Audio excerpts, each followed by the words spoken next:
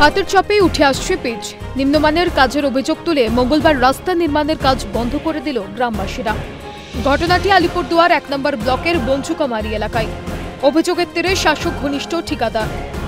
রাস্তা আগে খারাপ হয়েছে, আমরা অনেকবার প্রতিবাদ করা সত্ত্বেও আমাদের কথা কোনো রকম কোনো গায়ে লাগায় নাই। কনেক্টর একজন প্রভাবশালী ব্যক্তি আর কি, তা কোনো ব্রাশ টাশ না করে মাটির উপর দিয়ে পিচিং করে যাচ্ছে। কালকে পিচিং হয়েছে, পরশুদিন পিচিং হয়েছে, এগুলো আজকে যদি উঠে যায় তাহলে এইগুলো রাস্তা কি টিকবে? আগামী দিন তো টিকবেই না। জানা যায় আলিপুরদুয়ারের বঞ্চুকামারি এলাকায় প্রধানমন্ত্রী গ্রাম সড়ক যোজনা থেকে প্রায় ১.৫ কোটি টাকা খরচে তৈরি হচ্ছিল এই ২.৫ কিমি রাস্তা। গ্রামবাসীদের অভিযোগ, সেই রাস্তাতেই নিম্নমানের কাজ হচ্ছে বলে অভিযোগ জানানো সত্ত্বেও কোনো কর্ণপাত করেননি সংশ্লিষ্ট ঠিকাদার।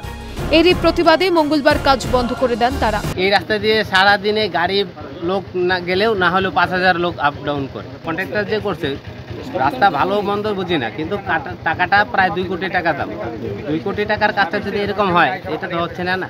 আমরা চাই সঠিক রাস্তা হোক, এটা শিডিউলে যা ধরা আছে ওই হিসাবেই কাজ হোক।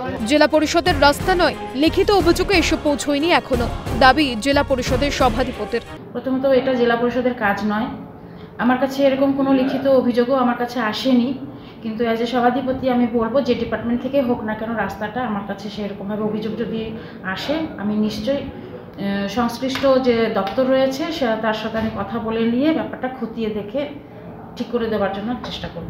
দুর্নীতির ছবি স্পষ্ট হচ্ছে বলে দাবি বিজেপি সাংসদ মনোজ টিগ্গার। বোঝা যাচ্ছে যে দুর্নীতির যে পরিমাণটা, দুর্নীতির যে জিনিসটা কোন জায়গাতে পৌঁছে গেছে, তা আমরা সাধারণ মানুষকে ধন্যবাদ জ্ঞাপন করতে চাই যে ওনারা জেগেছেন এবং যে নিম্নমানের কাজ হচ্ছে তার বিরুদ্ধে তারা রুখে দাঁড়িয়েছে।